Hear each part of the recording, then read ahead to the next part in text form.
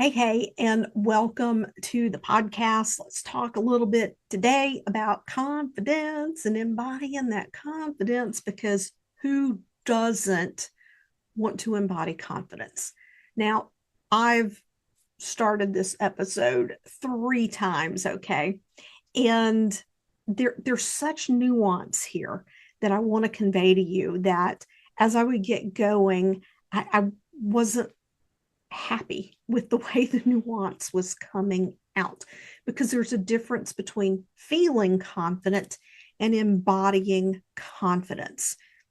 And, we get into this state where we're going along through life, we're feeling really great, we're doing something, and then out of the blue, something happens. It can be something little, not necessarily something big, and it kind of throws us off our game. It shakes us and we're not in that feeling of confidence, and we get that voice of doubt begin to creep in. And if you're not paying attention and you're not on top of it, that voice of doubt can throw you into a spiral. Okay, it can throw you into a spiral. So some of the big mistakes that people make is they believe that confidence comes from success. A lot of people will conflate confidence in their ability to do something, their experience and their knowledge around some area of their life, a skill maybe in their career, a sport, an instrument, whatever it is. They will conflate confidence in their ability with their confidence within themselves. The two are not the same, because anytime we do something new, anytime we grow as a person and we get into rooms and groups of people who are further along than we are, if that was true, then that meant every time we start to expand, we have no confidence because we're at the bottom rung of the ladder in that room or in that group or at that level of what we're doing. That doesn't make sense. So we get this idea that confidence comes from success. Confidence comes from mastery. Confidence in a skill, yes. Confidence within ourselves, no. So if you keep telling yourself, I'll be confident when, that's wrong. If you're learning something, you'll say, I'll know that I have begun to master this skill, or I am confident in this skill, or I'm confident in my ability to do this skill, but that's not confidence in you. The other thing is that people will think that when they get into this feeling of confidence, um, even when it becomes an embodied confidence, I have to help people navigate this. There are going to be times when you don't feel that you're at the top of your game. There are a lot of different reasons, and I'm not going to sit here and parse these things out because you can apply this to any aspect of your life. But if you're associating confidence with a feeling, and then when that feeling's not there, you think that confidence is gone, that's not it either. Confidence is a state of being. Confidence is a state of being. It's not a sense of being on top of the world and bigger than life and all of these things. We see sports players who are confident, musicians who are confident, and a lot of those people actually are not confident.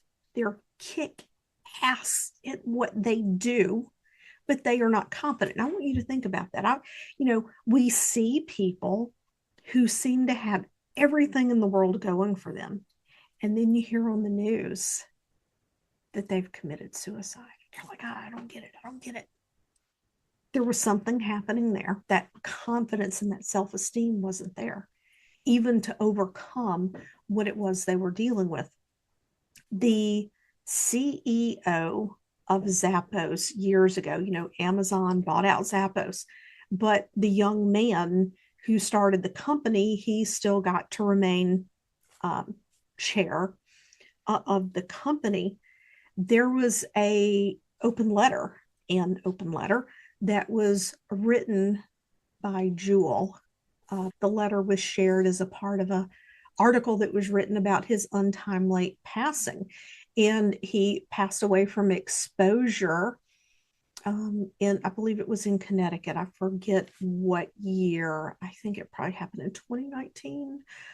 Jewel wrote a letter, and you've probably heard that people who are really wealthy will pay people to come be around them.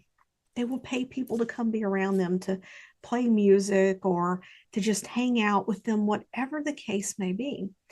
And she shared this letter that she wrote to him. She couldn't do it. And she's like, I hope you find the help that you need. What he was needing was to feel something inside of himself. I mean, here he is. He was CEO of this huge company, sold it for a mint, and he needed people around him to help him to feel enough. And that's what it was. It was his self-esteem. There was something else missing. So we can get into these cycles of chasing goals, chasing awards, chasing credentials, listings, and different things. We want people to see us. That is not confidence. That's feeling something else. So people will think they need to wait till they're ready. If you need to wait till you're ready, that's a twofold thing. Waiting until you're ready might mean you need to acquire more knowledge and skills. But the other thing about waiting till you're ready, does that mean you're procrastinating because you have a fear? That means it's inner confidence. It's not about the skill, it's inner confidence. And when there are issues with that inner confidence and your ability to embody that confidence, there's no amount of preparation, there's no amount of learning, there's no amount of skills, certifications, affirmations that is going to help you to be more confident. That is a false sense of confidence, because again, that confidence comes from within. The first thing that's got to happen is you've got to decide you're a confident person.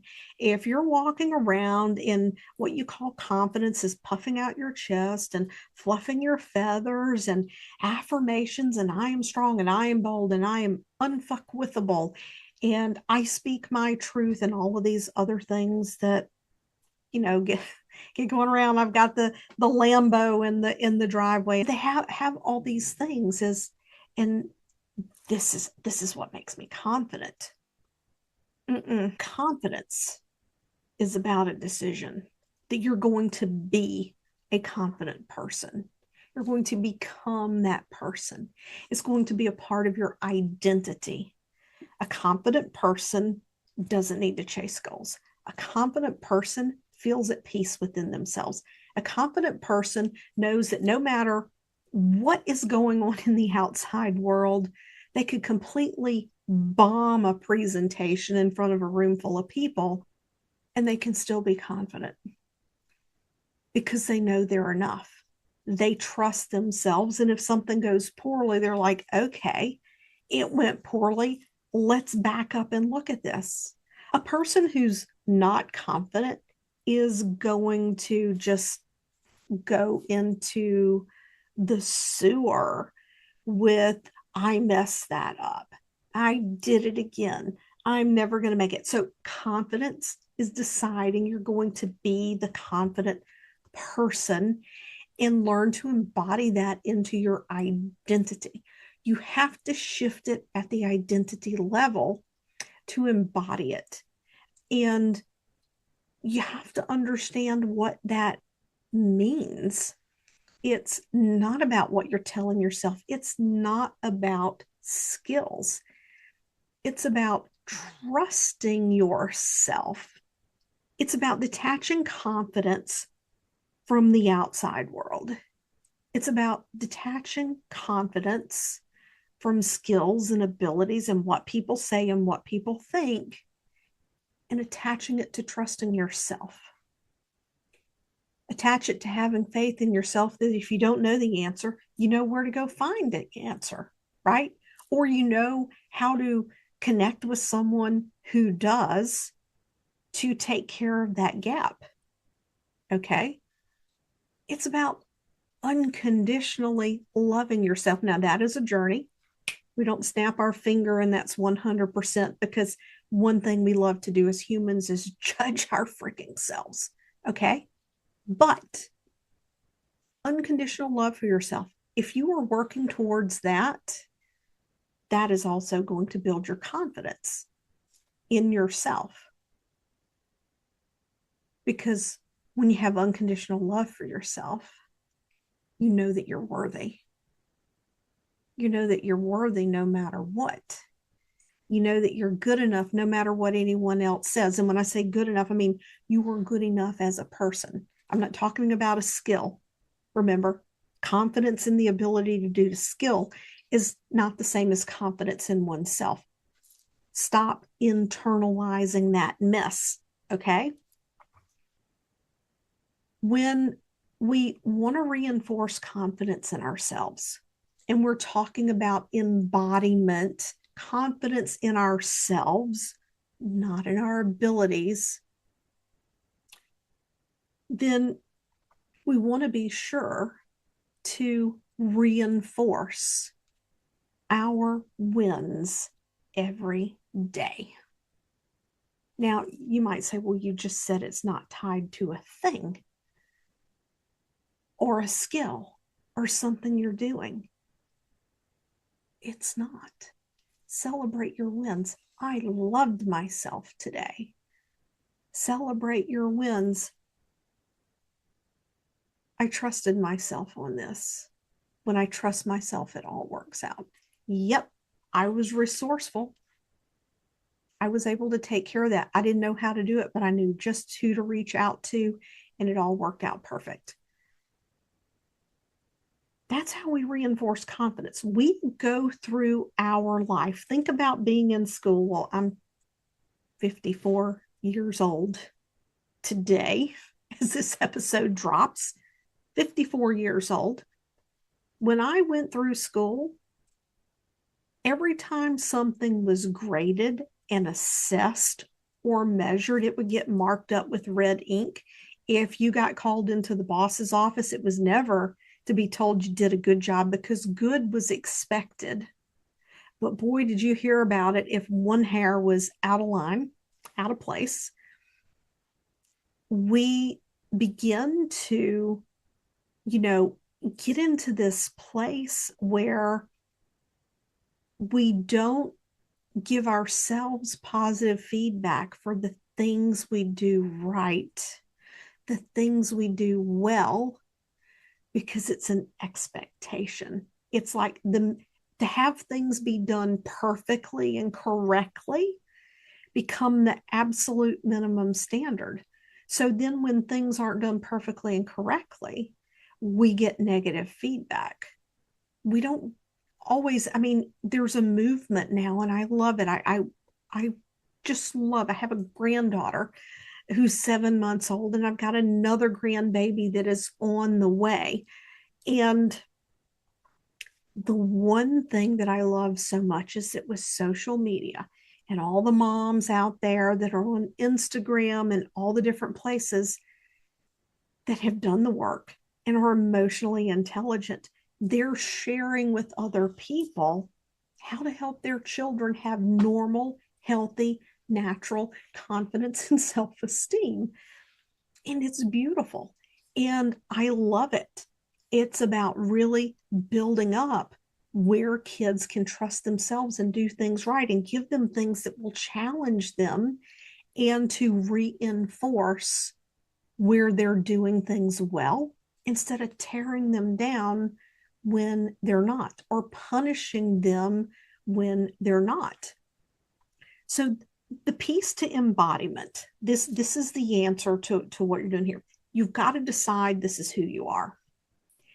And if you've been in that pattern of seeking external validation, if you've been in that pattern of feeling it has to be perfect or tying your confidence to external things, ask yourself, what are those external things giving me? What am I feeling when I receive those external things? What do I make those things mean about me? And that is where there is a gap internally that might need to be filled. For some of you, it's simply going to be this shift of thinking. You're going to click off this podcast episode and you're going to be like, holy hell, I had no idea that the way I was thinking about this, that it was my thoughts creating the lack of confidence, not that I don't have internal confidence, not that I'm not confident in myself. But for some of us, it means we get to do deeper inner work, especially if you've had things like small abandonment traumas, issues where you really got challenged as a kid and it shook your confidence because you questioned yourself. Am I smart enough? Am I good enough? If those are things that are coming up subconsciously, you want those things addressed so that you can embody that confidence. But for some people, it can be something that is like just so far out there, you would not connect the two things. And this is where really taking a look at what you think, feel, and believe about yourself and understanding how to bridge that gap becomes key in embodying confidence. And if you've never thought this way about confidence, if you've never been someone who has felt really confident, this is like learning how to ride a bicycle for the very first time. You've got to have patience with yourself. You've got to reinforce where your thoughts are correct and your feelings are correct and your belief in yourself is correct. And you've got to reinforce when you've made decisions and they're the right decisions. I can guarantee you there's someone right now listening who is damn good at what they do, but the very small percentage of things that did not work out the way they thought dominate their thoughts. There could be 1,000 things a day that not only do they do it right, but they're trusting their instinct. They are following through flawlessly. But at the end of the day, they don't give themselves credit for what they did well. And again, I'm not talking about the skill. I'm talking about the decisions, the choices, the knowing that they're doing the right thing. They don't reinforce those things. And then as soon as something goes wrong, they've screwed up, they've made a mistake. If you flipped that and you reinforced where you followed your intuition, where you have trusted yourself on your decisions, where you have done things that are in line with who you are as a person, and you followed through on that, and it went well. If you will flip that and you will say, oh my God, these are wins. I did this today. I did that today. And again, I'm not talking about checking tasks off. I'm talking about self-belief. Your life will change if you do that. I'm really excited for the retreat that's coming up in Sedona at the end of April, 1st of May, because it's about embodiment. It's about these small tweaks. So the retreat is for people who've already done a lot of work. You're about to crest the wave and you feel it and you're almost there and you really want to fully embody who you want to be. Then I want you to apply for the retreat in Sedona. Let's see if it's a fit for where you are and where you want to go, because true confidence, embodied confidence, means that even when people don't like what you believe in, they don't agree with you. They think things should be done a different way. You're unflappable. You're okay with people disagreeing with you. If you screw something up, you're like, yeah, well, that didn't feel great. Let's pick it up and fix it. Let's handle it. It means nothing about you as a person. That is true embodied confidence. People will tell you that there's no such thing as being fearless. We can't shut off all our thoughts. I mean, life is just too busy. You can have thoughts that are fear-based thoughts. You can have thoughts that are doubtful thoughts. It doesn't mean you believe it. It doesn't mean that you feel it, because we have habits of thinking. You can fully embody confidence before you have completely broken the habit of your old ways of just automatic thoughts. We can have automatic thoughts that have nothing to do with the trauma, that have nothing to do with our confidence. It's just stuff we've heard on repeat. It's just stuff we've heard on repeat. And something will happen and the brain goes, oh, well, I must not trust myself, or I must think I'm dumb. And it's like, no, you're not dumb. You did that right. Like, where did you come from? Where did you come from, pesky thought? That is embodied confidence. So, Sedona, it's exclusive, it's intimate, and we're going deep into the shifts that have to happen for you to embody this most self-loving, most confident, and trusting version of yourself. Because she is the one that absolutely trusts, that moves quickly, that decides, that is her full authenticity and says what she needs to say and becomes who she needs to be to feel fully aligned in this life. It's embodiment. And if you're up for Sedona, I would love to have you there.